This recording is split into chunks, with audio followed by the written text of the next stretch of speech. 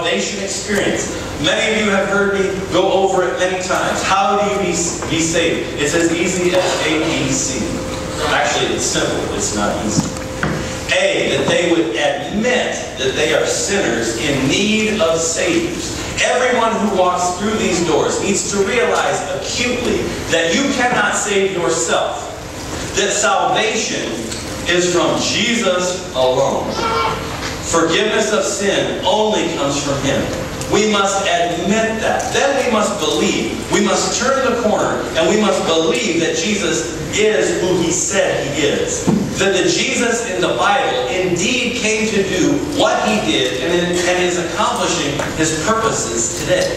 Then, once we admit that and we believe that, we must commit our lives to following Him. It's not just head knowledge. It's foot motion. We need to follow Jesus where He calls us to go. Now, this comes, you'll see, what's your end game? Is the application question on your own. What is your end game? How is the game going to end for you? Until we deal with your eternal issues, we can't deal with any of the temporal issues. What's your end game? Have you secured your eternal salvation through Jesus Christ? If you haven't, you will be set spinning throughout life. And that is why this needs to be the centerpiece. This needs to be the first thing we are about as a church. Because if we don't establish that in people's lives, we won't know what we're doing. We won't know why we're here. Because nowhere else can salvation be found except through Jesus Christ. Next, the A. The A is for adventure. I find this application in verse 43. Not application, but scripture. In verse 43, if you want to follow along. Everyone was filled with awe, and many wonders and miraculous signs were done by the apostles. A is for adventure. The application question is, are you bored? Are you bored today? As a youth pastor, that was something I always said, we're so bored. I can't believe it. Around kids, we're so bored. It's a sin. Goodness gracious, you're bored. Do something about it. Do something about it, because Jesus calls us to the greatest adventures of our lives. I had a kid in youth group once, and we were talking about spiritual things, and he was like, man, there's just a whole lot of fun things I want to do before I become a Christian. Like, wait a minute. The fun doesn't really begin until you become a Christian. Until you start to follow Jesus. He constantly calls us out of our comfort zone into the unknown, which, by the way, is the definition of an adventure. What am I talking about? 8 of us a couple of years ago heard God calling us into an adventure to go to Mongolia. It was unbelievable. And you as a church supported us in going there. And we saw miraculous and wonderful things that were happening on the other side of the earth. Not long ago, 28 of you were involved in a prayer patrol where we went door to door. And we may get it going again this summer. Door to door, right in our own neighborhood, praying for people. And we saw miraculous things happening. Just a couple weeks ago, 9 people hung out on that cross on Good Friday. Talk about stepping out of your comfort zone. Hanging out on a cross on 585 without my shirt on, that was about as far out of my comfort zone. I was like, man, I don't like people seeing this. But it was a witness. It was something that I believe God called me and several other people to do. It was an adventure. Friends, there is more excitement waiting for you in Jesus Christ than you will ever know.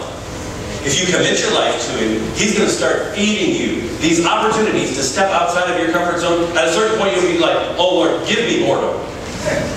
Help me to be bored. The adventure begins with Jesus Christ. Where is Jesus calling you into your next adventure? Are you bored today in your walk with Christ? May I suggest that if you are bored, you might not be following Him? or you might not be following him nearly as closely as you need to. Let's move on to V. The V is for volunteering. And I find inspiration for that in verses 44 and 45. The believers were together and had everything in common. Selling their possessions and goods, they gave to anyone as he had need. Volunteering. God's people voluntarily gave. We see them giving the 3 T's in this text. We see they met together. That's giving their time. We see they had everything in common. That means they had their talents bundled together. And then we see them selling stuff. They put their treasure together and they gave of it. We are saved from the meaninglessness of being misers. And we are saved for the blessing as we are blessed by God. So many of you give your time on a regular basis. Every Sunday, so many of you come and you give your time to worship. You give your time to Sunday school. You give your time to small group. And things like that are important. And God recognizes that you are giving your time, your most precious, non-renewable resource. You're giving it to Him. And He is overjoyed for it. And then there are those of you who give your talents to this church. We have so many talented people doing so many wonderful things, whether it be singing, or doing multimedia, or being usher, or teaching classes.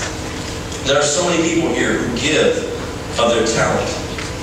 And then we also have a wonderful system of giving our treasure, our budget, which helps fund our ministries, and especially the Compassion Fund, which gives to local people who have a need. Not to mention those of you who give and support missionaries all over the world. You'll see the application underneath volunteering. You get to give. And you can read that 2 different ways. In other words, you get to give. Here's a chance to give. But then also deeper. You get. Not so you can hold on to it, not so you can hoard it together, but you get so you can give. So you can pass it through, so you can continue the blessing. Now, volunteers are so important to the ministries that happen here. And I'd like to give an example of a place where volunteering is so important that a ministry did not carry on here. A couple years ago, we had a long and strong Bible memory program here. Long and strong Bible memory program. And then the leadership decided to take a break, and we looked for another leader to do Bible memory. Well, a leader did not arise. And so, what has happened over the last year is there has been no Bible memory. Well, that's sad.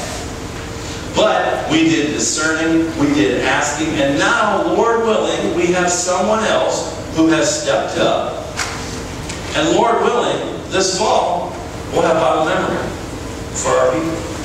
Friends, ministry, all ministry that happens here, happens by the grace and mercies of volunteers who God calls to serve.